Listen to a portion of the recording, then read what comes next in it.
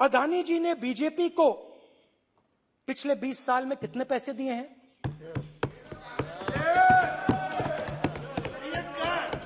Electoral bonds में कितना पैसा दिया है? पहले अदानी जी के हवाई जहाज में मोदी जी जाते थे, अब मोदी जी के हवाई जहाज में अदानी जी जाते हैं। पहले लोकल मामला था, फिर नेशनल मामला हो गया, उसके बाद इंटरनेशनल मामला हो गया। इतने अलग अलग सेक्टर्स में अदानी जी ने कैसे सक्सेस प्राप्त की, अदानी जी के बारे में पूरी दुनिया को स्टडी करनी चाहिए। हार्वर्ड यूनिवर्सिटी को स्टडी करनी चाहिए कि पॉलिटिक्स के बीच में और बिजनेस के बीच में कैसा रिश्ता होता है।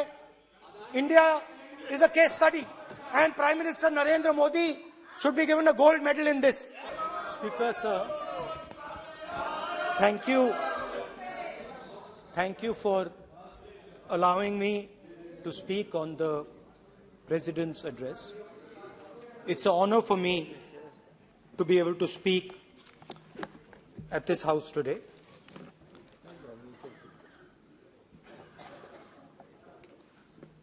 जैसे आप सबको मालूम है, पिछले 4 महीनों में हम भारत जोड़ो यात्रा कन्याकुमारी से लेकर कश्मीर तक हम पैदल चले।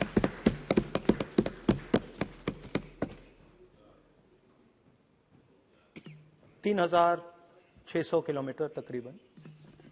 और इस यात्रा पे बहुत कुछ सीखने को मिला।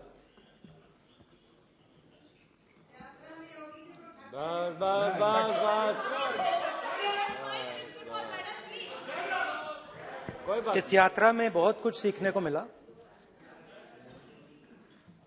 और जो जनता की आवाज, हिंदुस्तान की आवाज है, उसको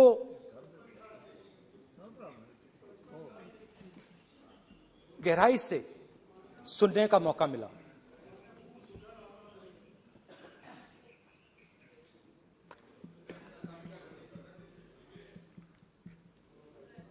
शुरुआत में, यात्रा की शुरुआत में मैंने सोचा था कि 3,500 किलोमीटर चलने हैं और मुश्किल है मगर किया जा सकता है।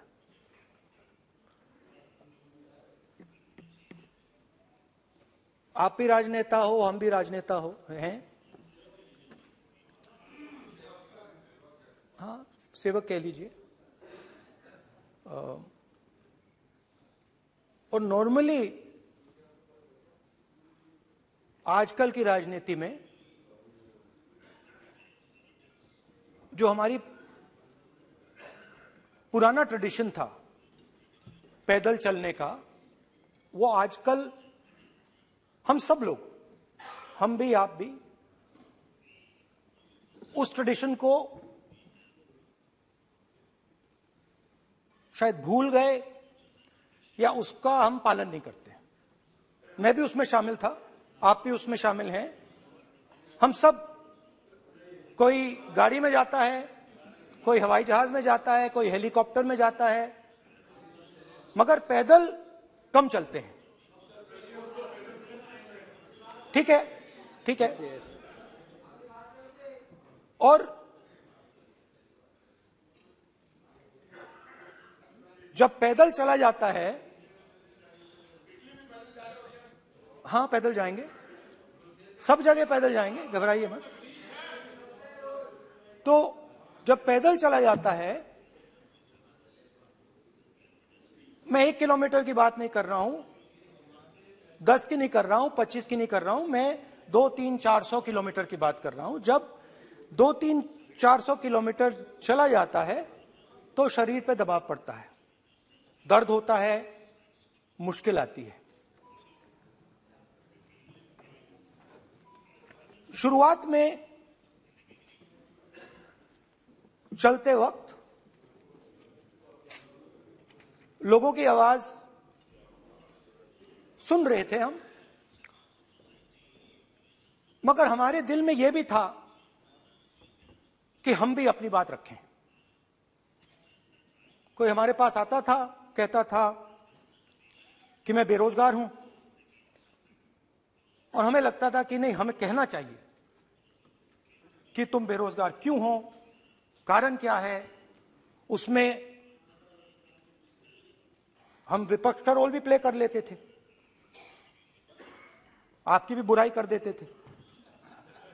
नहीं, वो तो है, वो भी करेंगे, हम भी करेंगे।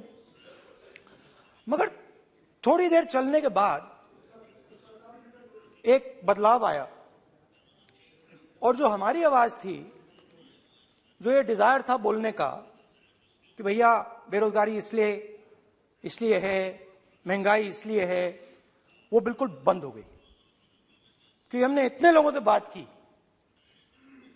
मतलब हजारों लोगों से बात की, बच्चों से,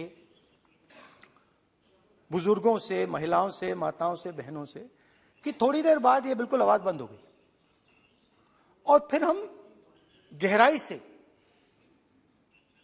और मैं खुल के कह सकता हूं, मैंने तो अपनी जिंदगी में इस प्रकार से कभी पहले सुना ही नहीं था।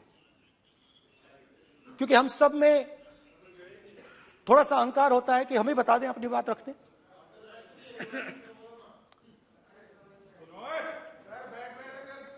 तो आस्ते आस्ते जब हम चले 500-600 किलोमीटर बाद, जनता की आवाज गहराई से सुनाई देने लगी, और एक प्रकार से यात्रा, इंडिविजुअल्स नहीं, यात्रा हमसे बोलने लगी। नहीं, गहरी बात है, समझ नहीं आएगा।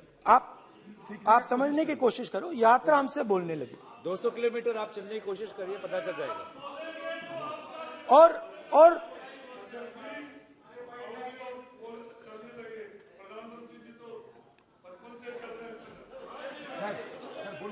वो चाय बेचने इसलिए जाते थे। तो यात्रा बोलने लगी। कोई आता था, कहता था, युवक आता था, कहता था मैं बेरोजगार हूं।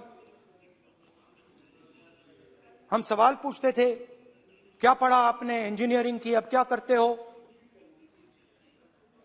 कोई कहता था मैं बेरोजगार हूं, कोई कहता था मैं उबर चलाता हूं, कोई कहता था मैं मजदूरी करता हूं। किसान आए हजारों। प्रधानमंत्री बीमा योजना की बात की कि हम पैसा भरते हैं, तूफान आता है, आंधी आती है, पैसा गायब हो जाता है।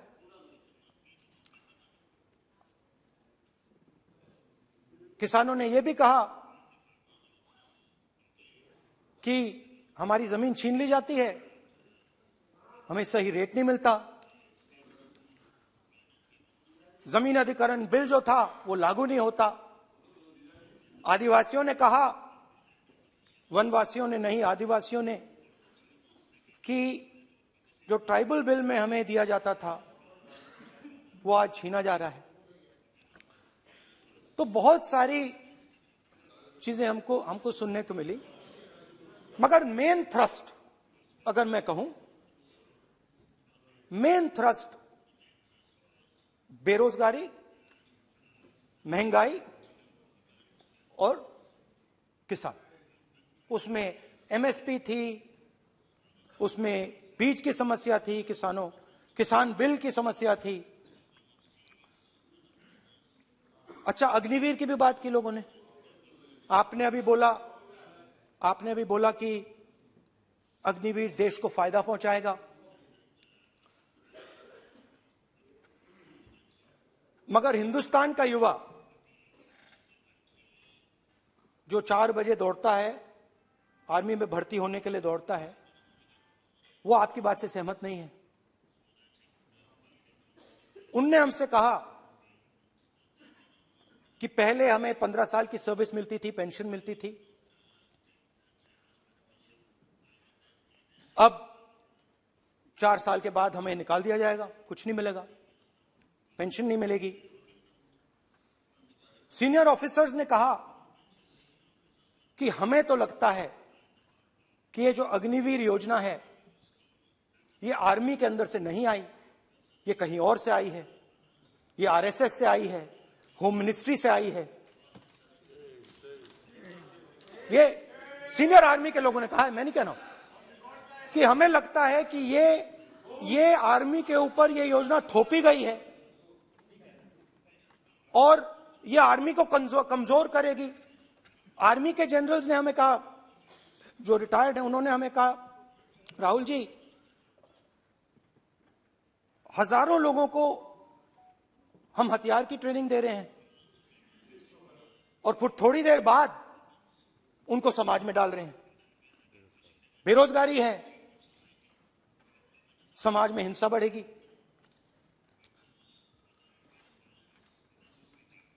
तो उनके मन में था कि ये जो अग्निवीर योजना जो है ये आर्मी के अंदर से नहीं आई है। और मुझे नाम भी बताया कि अजीत डोभाल जी ने ये योजना आर्मी पे थोपी है। क्यों नहीं ले सकते? क्यों नहीं ले सकते? बिल्कुल ले सकते हैं, पार्लियामेंट में थोड़ी है वो। क्यों नहीं ले सकते? क्या बात कर रहे हैं? सवाल ये तर्क है, बाद में फिर अडानी के लिए भी यही बोलने वाले हैं, फिर ये तर्क है इनका। तो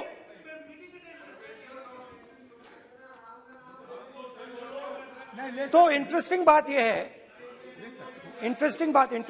यह है कि मैंने फिर प्रेसिडेंट्स एड्रेस पढ़ा। देश के सब युवा अग्निवीर अग्निवीर अग्निवीर अग्निवीर बोल रहे हैं, कह रहे हैं कि ये आर्मी के ऊपर थोपा गया है, हमें नहीं चाहिए। आर्मी के लोग कह रहे हैं हमें नहीं चाहिए। जैसे मैंने कहा, आर्मी को लगता है कि होम मिनिस्ट्री ने इनके ऊपर थोपा है, आरएसएस ने ये उनके ऊपर थोपा है।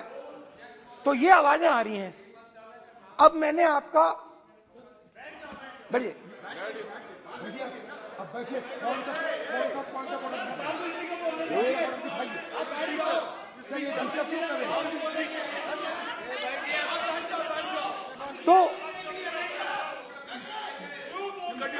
तो एक फर्क, ये थोड़ा पानी ले आओगे? मैंने पानी, तो मुझे एक फर्क दिखा। प्रेसिडेंट्स एड्रेस में बहुत सारी चीजें बोली गई। अग्निवीर के लिए एक लाइन थी, एक शब्द, एक बार अग्निवीर शब्द का प्रयोग किया गया और वो भी अग्निवीर योजना हमने दी, उससे ज्यादा कुछ नहीं बोला। कहां से आई, कौन लाया, किसको फायदा होगा, ये नहीं बोला। बेरोजगारी शब्द ही नहीं था उसमें। आपने देखा होगा, बेरोजगारी शब्द ही नहीं था प्रेसिडेंट एड्रेस में।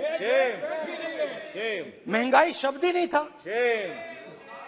तो जो यात्रा में हमें सुनने को मिला, अग्निवीर, महंगाई, किसान, बेरोजगारी, प्रेसिडेंट एड्रेस में था ही नहीं। तो ये मुझे थोड़ा अजीब लगा कि जनता कुछ कह रही है और प्रेसिडेंट एड्रेस में कुछ और सुनाई दे रहा है। अच्छा, एक और चीज हमें बताई गई। तमिलनाडु से लेकर केरला, महाराष्ट्र, मध्य प्रदेश, सब जगह एक नाम सब जगह हमें सुनने को मिला, अदानी। यह नाम पूरे हिंदुस्तान में, केरल में, तमिलनाडु में, महाराष्ट्र, कर्नाटका, हिमाचल, कश्मीर, सब जगह अदानी अदानी अदानी अदानी अदानी।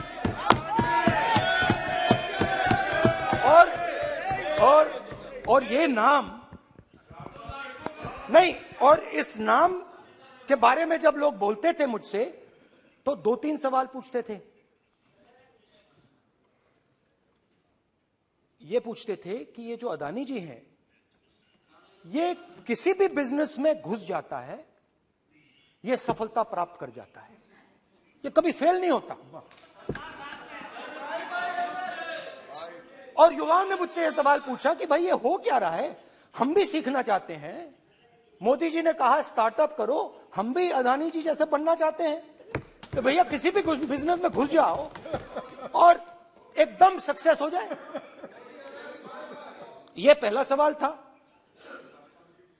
दूसरा सवाल था कि ये अदानी जी हैं, ये किसी भी बिजनेस में घुस जाते हैं। पहले ये 1-2 बिजनेस करते थे, अब ये 8-10 सेक्टर्स में काम करते हैं। Airports, data centres, cement, solar energy, wind energy, aerospace and defence, consumer finance, renewables, media. तो उन्होंने मुझसे पूछा कि राहुल जी, हाँ वेट करो, हाँ, धन्यवाद। पोर्ट्स की बात भी थी,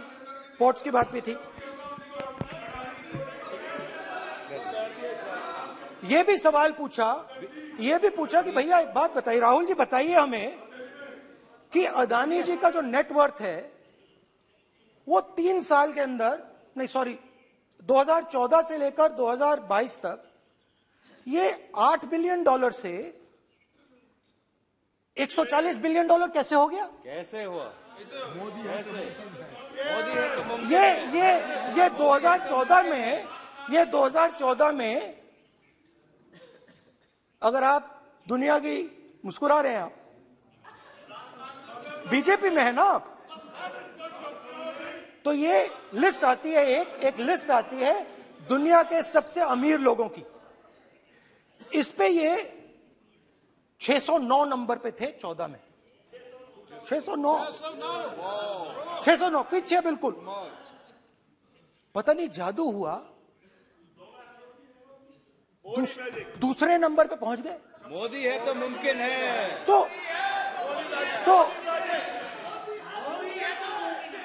तो मुझसे पूछा यार, बहुत सारे लोगों ने पूछा कि भैया राहुल जी बताइए, हिमाचल में सेब की बात होती है, अदानी जी। कश्मीर में सेब की बात होती है, अदानी जी। पोर्ट्स की बात होती है, अदानी जी। एयरपोर्ट्स की बात होती है, अदानी जी। इंफ्रास्ट्रक्चर, अच्छा हम सड़क पे चल रहे हैं, मैं पूछूं किसने बनाई? अदानी जी। तो लोगों ने यह भी पूछा कि राहुल जी, ये जो अदानी जी जो हैं, इनकी सफलता कैसे हुई? ये इतने बिजनेसेस में कैसे घुस गए? इतनी सफलता कैसे प्राप्त हुई? और सबसे जरूरी सवाल, इनका हिंदुस्तान के प्रधानमंत्री के साथ क्या रिश्ता है और कैसा रिश्ता है? देश जानना चाहता है, तो देश जानना चाहता है। ये देखिए रिश्ता, ये देख लीजिए। प्लीज पोस्टर, माननीय सदस्य, पब्लिक में सर, माननीय सदस्य, पोस्टर लीजिए। नहीं, प्लीज पोस्टर नहीं। पोस्टर नहीं है सर। देखिए, आप बैठिए, 1 मिनट बैठिए। आप पोस्टरबाजी करेंगे तो इधर नहीं सर। कहेंगे राजस्थान के मुख्यमंत्री का पोस्टर चिपकाएंगे। पोस्टरबाजी के लिए सदन नहीं है। आप बात करें, पोस्टरबाजी नहीं। स्पीकर सर, आप वरिष्ठ सदस्य हैं, स्पीकर सर, तो पोस्टरबाजी उचित नहीं है। स्पीकर सर, पोस्टरबाजी उचित नहीं है, प्लीज। राजस्थान के मुख्यमंत्री, ये सच्चाई है। This picture was came into the media. चलिए, पोस्टर नहीं, प्लीज। वो लिख दे दो मुझे। हाँ, आ गया। Just right it neatly. तो नहीं स्पीकर सर, वो फोटो है सर, वो पोस्टर नहीं है। आप वरिष्ठ सदस्य हैं, प्राइम मिनिस्टर की पोस्टर और फोटो है सर, उसमें नियम में बहुत नहीं है। उनका अच्छा चेहरा सदन ने दिख नियम रहा है। बनाया है। उनके वहां पे, उनके पीछे अदानी का लोगो है। अदानी जी के हवाई जहाज में घुस रहे हैं। तो मैंने सोचा कि आज के प्रेसिडेंट्स एड्रेस में मैं थोड़ा जो नरेंद्र मोदी जी का और अदानी जी का रिश्ता है उसके बारे में आपको थोड़ा बता देता हूं। प्लीज बताइए। तो वो आप बता देना। So the relationship begins many years ago when Narendra Modi ji was the Chief Minister of Gujarat. And when most of India's business was asking questions of the Prime Minister, was against the Prime Minister, one man stood shoulder to shoulder with the Prime Minister. He didn't back down. That's commendable. It's not a joke. He was loyal to the Prime Minister. And what did he do? He helped Mr. Modi construct the idea of resurgent Gujarat. Right? The idea that you bring these businessmen together, and you call it resurgent Gujarat, vibrant Gujarat, they're both. And he was the backbone in setting up that group of people. Okay? And the result of that was tremendous growth of his businesses in Gujarat. Expansion of his businesses. I think then the real magic starts. जब प्रधानमंत्री जी दिल्ली आते हैं और 2014 में असली जादू शुरू होता है। मैंने कहा कि 2014 में वो 609 नंबर पे थे, कुछ ही सालों में वो दूसरे नंबर पे पहुंच गए। कैसे पहुंचे? मैं आपको, बहुत सारी इंडस्ट्रीज में काम करते हैं, मैं आपको 2-3 इंडस्ट्रीज का उदाहरण दे देता हूं। एयरपोर्ट इंडस्ट्री की बात, एयरपोर्ट्स की बात करते हैं।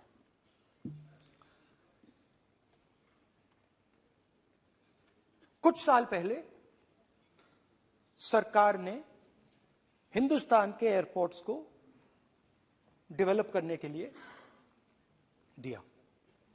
नियम था, there was a rule that anybody who does not have prior experience in airports cannot be involved in development of these airports.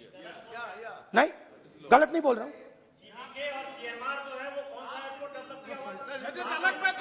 आप बैठ जाइए।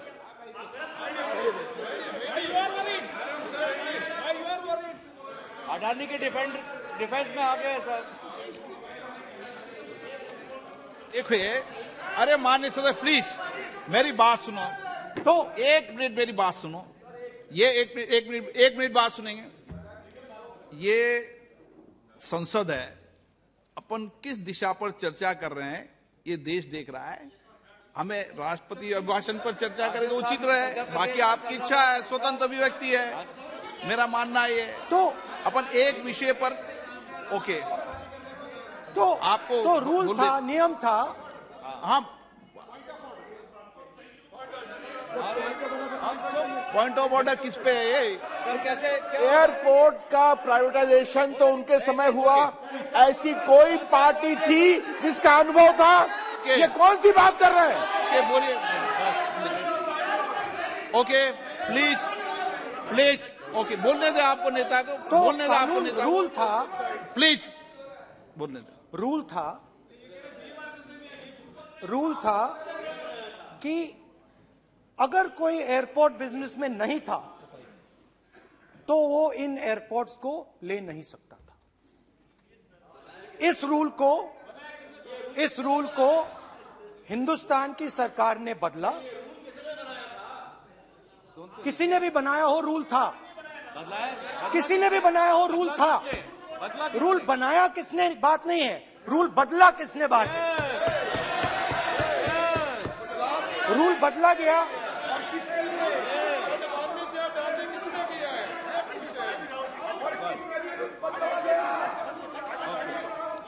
रूल बदला गया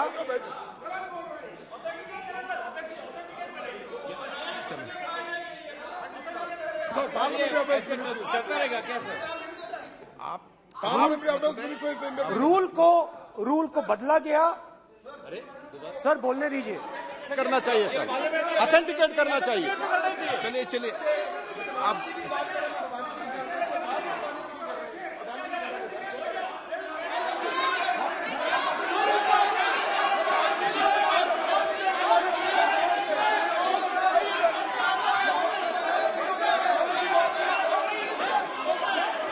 रूल बदला गया सर, स्पीकर सर।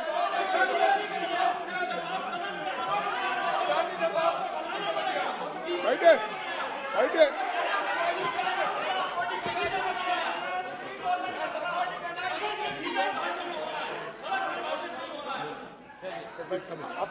तो ये रूल बदला गया।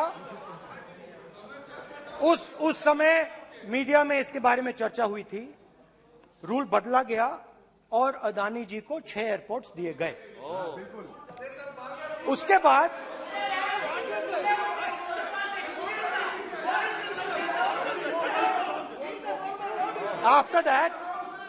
after that India's most strategic profitable airport, Mumbai airport, was taken away by GVK, hijacked by using the agencies. The agencies को CBI, ED का प्रयोग कर GVK पर दबाव डालकर हिंदुस्तान की सरकार ने उस एयरपोर्ट को अदानी जी के हाथों में कर दिया। रिजल्ट क्या आया? रिजल्ट आया कि एयरपोर्ट्स में आज अदानी जी 24% हिंदुस्तान की एयर ट्रैफिक को अपने एयरपोर्ट से निकालते हैं और 31% एयर फ्रेट उनके एयरपोर्ट्स में से निकलता है। अब यह काम हिंदुस्तान की सरकार और हिंदुस्तान के प्रधानमंत्री जी ने फैसिलिटेट किया। तो बताइए, बोलिए विधि मंत्री। और ये जो सर ये हाउस में सर ये बोल रहे हैं, तुम तो ज्ञान बांट रहे हो, बैठ जाओ। सर ये यहाँ बहुत गंभीर मिनिस्टर हैं ये देश ये राष्ट्रपति का उद्बोधन को लेकर एक गंभीर चर्चा हो रही है।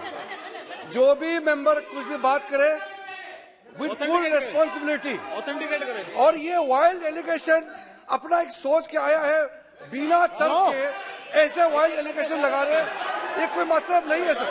ये ऐसे नहीं बोल सकते और वो सर तर्क रखना पड़ेगा। अगर एलिगेशन लगा रहे हैं तो आपको पूरा डॉक्यूमेंट प्रूफ के साथ आपको रखना पड़ेगा। दे देंगे आप ऐसे बातें नहीं दे कर सकते। देंगे। और ये गंभीरता को समझिए, ये डॉक्यूमेंट्री प्रूफ दे देंगे। अब आपने जो पिछले स्पीकर थे उन्होंने फॉरेन पॉलिसी की बात की, हम भी फॉरेन पॉलिसी की बात करते हैं। चलिए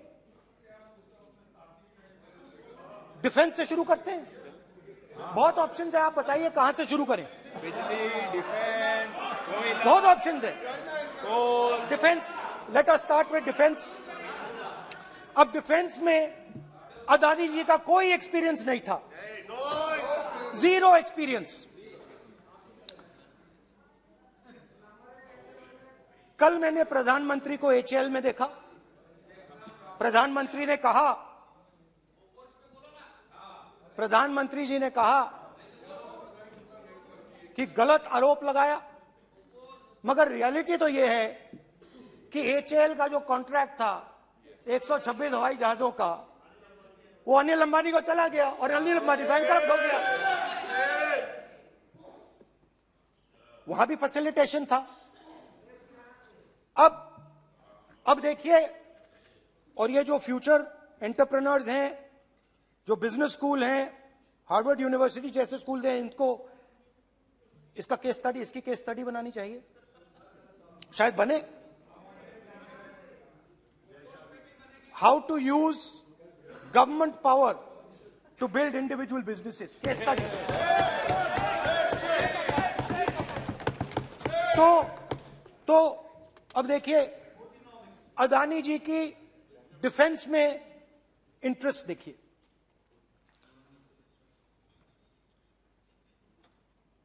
एल्बिट कंपनी के साथ हिंदुस्तान में अदानी जी ड्रोन्स बनाते हैं। ड्रोन्स को हिंदुस्तान की एयरफोर्स, आर्मी, नेवी के लिए रिफिट करते हैं। अदानी जी ने यह काम कभी नहीं किया है पहले। एचएएल ये काम करती है। हिंदुस्तान में और भी कंपनीज हैं जो ये काम करती हैं, मगर प्रधानमंत्री जी इजरायल जाते हैं और उसके एकदम बाद अदानी जी को ये कॉन्ट्रैक्ट मिल जाता है। मगर एक नहीं मिलता। ये मत सोचिए कि ये सिर्फ एक कंपनी की बात हो रही है, ये इंडस्ट्रीज की बात होती है यहां पे। जैसे मैंने आपको दिखाया, एयरपोर्ट का पूरा सिस्टम उठा के ले गए, 30% मार्केट शेयर एयरपोर्ट में ले गए, वैसे ही डिफेंस में करा। तो 4 डिफेंस की इनके पास कंपनीज हैं। यह काम इन्होंने कभी नहीं किया। स्मॉल आर्म्स, जिसमें टवॉर है जो हमारी स्पेशल फोर्सेस यूज करती है, आर्मी यूज करती है, जिसमें गलील स्नाइपर राइफल है, ये सब अदानी जी बनाते हैं। सीधा स्ट्रेट इजरायल में प्राइम मिनिस्टर जाते हैं, प्राइम मिनिस्टर के साथ वहां पे मतलब बीच में पैदल चलते हैं और फिर जादू से पीछे से इंडिया का फर्स्ट कॉम्प्रिहेंसिव एमआरओ मिल जाता है मेंटेनेंस के लिए, जहाजों के मेंटेनेंस के लिए। स्मॉल आर्म्स का बिजनेस मिल जाता है, इजरायली जो ड्रोन्स हैं उसका बिजनेस मिल जाता है। मतलब जो हिंदुस्तान और इजरायल का डिफेंस का रिश्ता है वो पूरा का पूरा अदानी जी के हाथ में चला जाता है। खत्म कहानी। हाँ, उसमें पेगासस भी है, तो पता नहीं वहां से क्या मतलब पेगासस कैसे आया, क्या हुआ, किसने दिया। अच्छा, एक और बड़ी इंटरेस्टिंग चीज है, एक कंपनी है अल्फा डिफेंस, जो डिफेंस इलेक्ट्रॉनिक्स का काम करती है, एवियोनिक्स का काम करती है, और बहुत स्ट्रेटेजिक कंपनी है। वो भी अदानी जी के हवाले कर दी गई, अदानी जी ने एक्वायर कर लिया। तो आपने देखा कि एयरपोर्ट्स का बिजनेस 30% मार्केट शेयर, हिंदुस्तान और इजरायल का जो वेपन्स का बिजनेस है 90% उठा के ले गए। एक विजिट फॉरेन पॉलिसी, ये है फॉरेन पॉलिसी। चलिए, अब मैंने आपको इजरायल की बात बताई, ऑस्ट्रेलिया चलते हैं। कोयला, ऑस्ट्रेलिया चलिए। ऑस्ट्रेलिया में अदानी जी जाके, नहीं क्यों? आप तो डिबेट करना चाहते थे, आप ही तो डिबेट करना चाहते थे। आपने बोला था कोई भी विषय पे डिबेट हो, तो हो गया अब डिबेट। अब क्यों डर रहे हो डिबेट से? अब क्यों डर रहे हो डिबेट से? क्यों डर रहे हो? जब हमने जेपीसी की मांग की, आपने बोला सदन में उठाओ। अब क्यों डर रहे हो? अब क्यों डर रहे हो? अब क्यों डर रहे हो? आप चर्चा से क्यों डर रहे हो? चर्चा से डर रहे हो आप?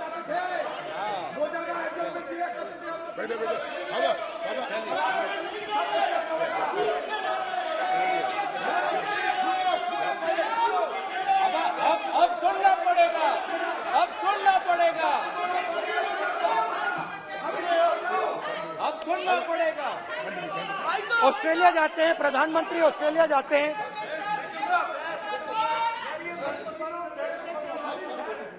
प्रधानमंत्री ऑस्ट्रेलिया जाते हैं। He's got yielding.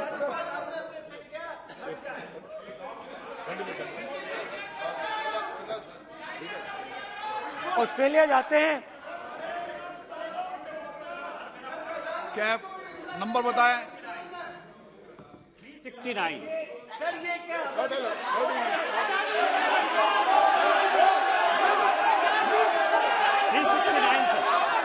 ये कहता है सर, एक पेपर और document to be laid on the table shall be duly authenticated by the member presenting. देखिए पूरा सरकार, इन्होंने सर, मैं इनको चैलेंज करता हूं कि जीएमआर और जीबी के उसको कब एयरपोर्ट का जो है संचालन का अधिकार था और कौन सा रूल है वो कोर्ट करे सर। किस रोल के आधार पर ये इनको मैं चैलेंज करता हूं, पूरी कांग्रेस पार्टी को चैलेंज करता हूं कि जीएमआर और जीवीके को कौन सा एयरपोर्ट चलाने का लाइसेंस जब दिया तो उनको उसका नॉलेज था। मैं चैलेंज करता हूं पूरी कांग्रेस पार्टी को। जब इन्होंने बिरला को बनाने का दिया, डालमिया को बनाने का दिया, टाटा को बनाने का दिया लाइसेंस, उस वक्त उनको कौन सा मोटर चलाने का अधिकार था सर। ये गलत बयानी कर रहे हैं। मेरा ये कहना है कि आप एलिगेशन प्रधानमंत्री को ऊपर लगा रहे हैं, आप पेपर दीजिए और कौन सा रूल भारत सरकार ने चेंज किया एयरपोर्ट में अडानी के लिए वो ऑथेंटिकेट कीजिए, नहीं तो इस तरह की बात नहीं कर सकते हैं।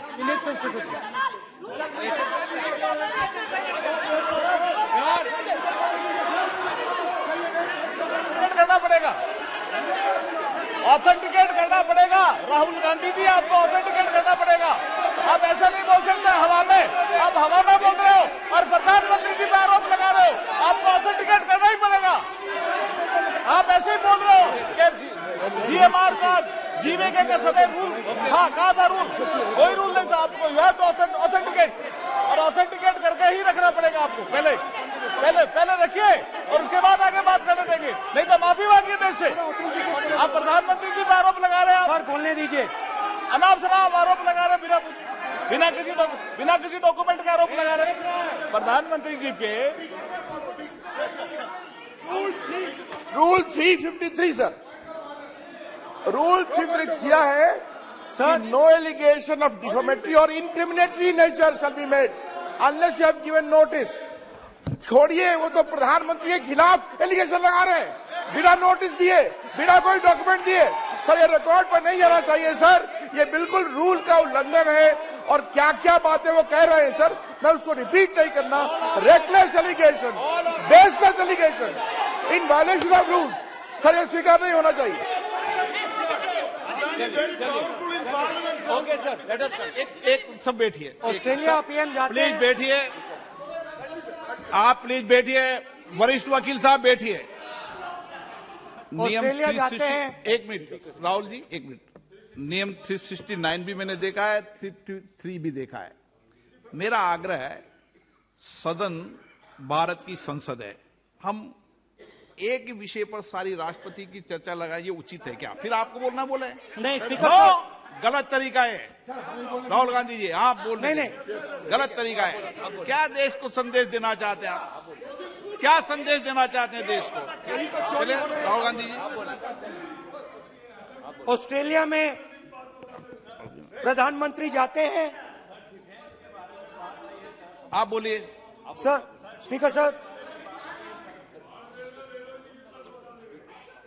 प्रधानमंत्री जी ऑस्ट्रेलिया जाते हैं और जादू से State Bank of India $1 billion loan Adani ji को ऑफर कर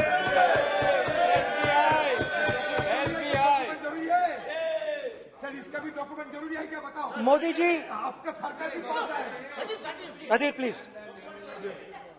उसके बाद मैं उदाहरण दे रहा हूं, पूरी दुनिया में मोदी जी जाते हैं, घूमते हैं, तो मैं बता देता हूं क्या होता है वहां पे। बांग्लादेश में गए, हाँ काम पे ही जा रहे हैं, वही तो बोल रहा हूं, काम पे जा रहे हैं। बांग्लादेश जाते हैं, मोदी जी की पहली ट्रिप होती है बांग्लादेश में। वहां पे बांग्लादेश को इलेक्ट्रिसिटी बेचने का डिसीजन लिया जाता है। कुछ ही दिन बाद बांग्लादेश पावर डेवलपमेंट बोर्ड 25 साल का कॉन्ट्रैक्ट अदानी जी के साथ साइन कर देता है। 1500 मेगावाट इलेक्ट्रिसिटी का कॉन्ट्रैक्ट अदानी जी। चलिए वहां से श्रीलंका चलते हैं।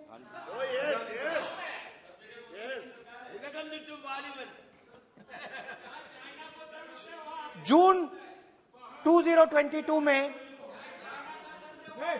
Chairman of Sri Lanka's Ceylon Electricity Board, MMC Fernando, informed a parliamentary committee in Sri Lanka in open hearing that he was told by President Rajapaksa that PM Modi pressured him to give the wind power project directly to Mr. Adani.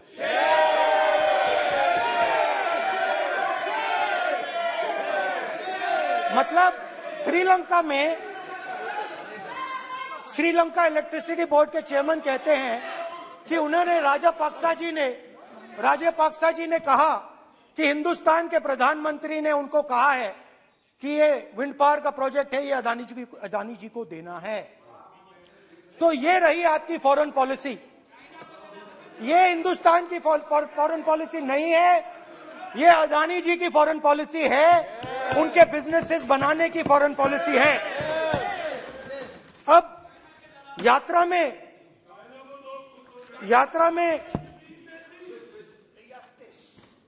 में मुझसे 2-3 और सवाल पूछे गए। यात्रा में लोगों ने मुझसे पूछा, राहुल जी ये जो LIC कंपनी है इसका पैसा अदानी जी की मदद करने के लिए क्यों डाला जा रहा है? उन्होंने यह भी पूछा कि अदानी जी के जो शेयर्स हैं बड़े वोलेटाइल हैं, उसमें LIC का पैसा क्यों डाला जा रहा है? तो मेरा कहना है कि एक सेकंड, मेरा कहना है कि अदानी जी की मदद प्रधानमंत्री जी और हिंदुस्तान की सरकार कैसे करती है। हजारों करोड़ रुपए हिंदुस्तान के public sector banks Adani ji को मिलता है। 27,000 करोड़ रुपए SBI, PNB 7,000 crore, bank of Baroda 5,500 crore, ये मैं लिस्ट चलती जाएगी। LIC का एक्सपोजर 36,000 करोड़ रुपए, 3 crore SBI and other PSU bank holders. Money is going to Mr. Adani and to finance.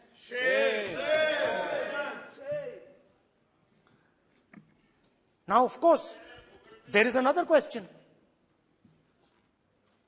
तो मदद कैसे हो रही है? हिंदुस्तान के पब्लिक सेक्टर बैंक्स का पैसा, LIC का पैसा नरेंद्र मोदी जी, अदानी जी को दिया जा रहा है।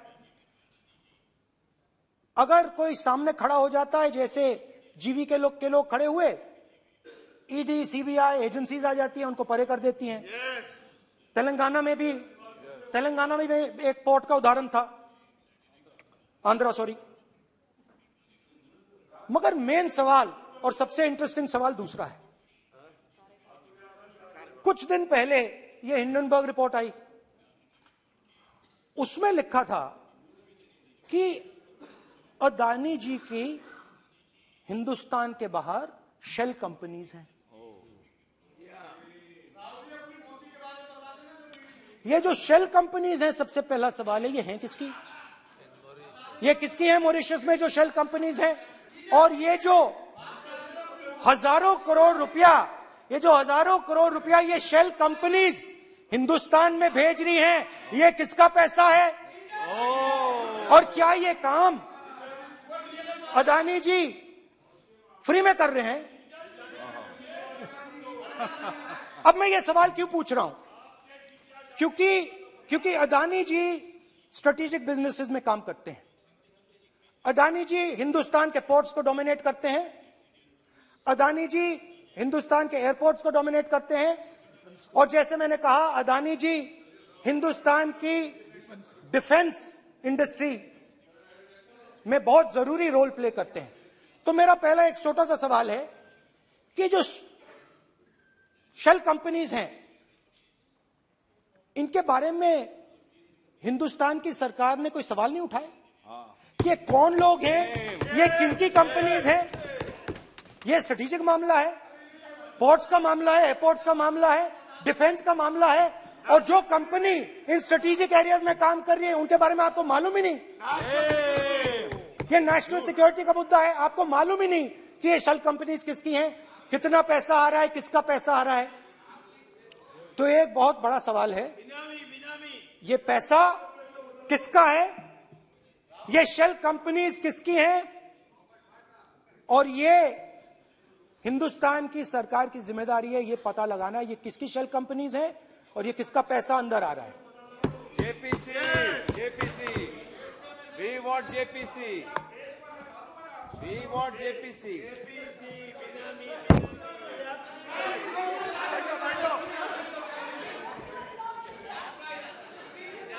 अच्छा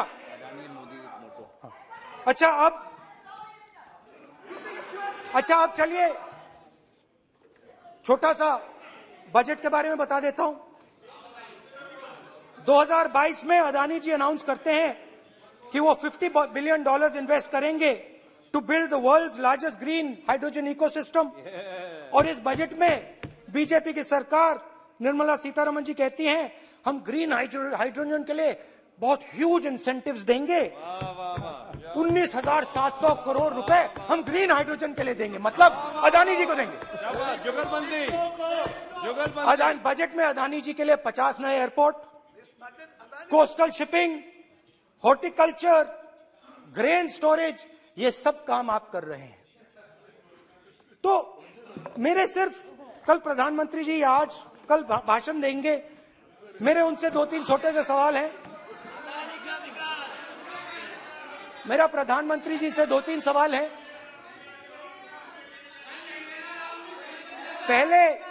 पहले अदानी जी के हवाई जहाज में मोदी जी जाते थे, अब मोदी जी के हवाई जहाज में अदानी जी जाते हैं। पहले लोकल मामला था, फिर नेशनल मामला हो गया, उसके बाद इंटरनेशनल मामला हो गया। अदानी जी के लिए बोरिस जॉनसन का बेटा काम करता है, आपको पता नहीं मालूम है या नहीं मालूम? भाई सॉरी, नहीं बेटा भी, भाई काम करता है। तो ये मामला पहले गुजरात का मामला था, फिर ये हिंदुस्तान का मामला हुआ, अब ये इंटरनेशनल मामला हो गया है। तो मेरा सवाल प्रधानमंत्री जी से, और सिंपल सवाल है, प्रधानमंत्री जी आपकी फॉरेन ट्रिप्स पे अदानी जी और आप कितनी बार एक साथ गए? अदानी जी, how many times did you travel together with Adani ji? How many times did Adani ji join you later on a visit? How many times did Adani ji travel to a country immediately after you did? And in how many of these countries after you visited did Adani ji get a contract? Also an important question, जरूरी सवाल, अदानी जी ने BJP को पिछले 20 साल में कितने पैसे दिए हैं?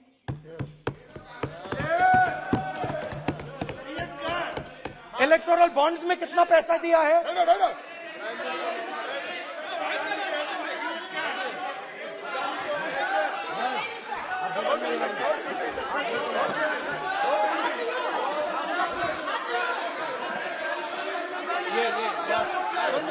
And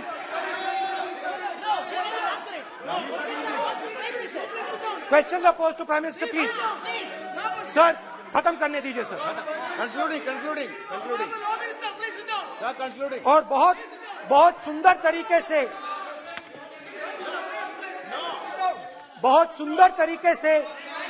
वो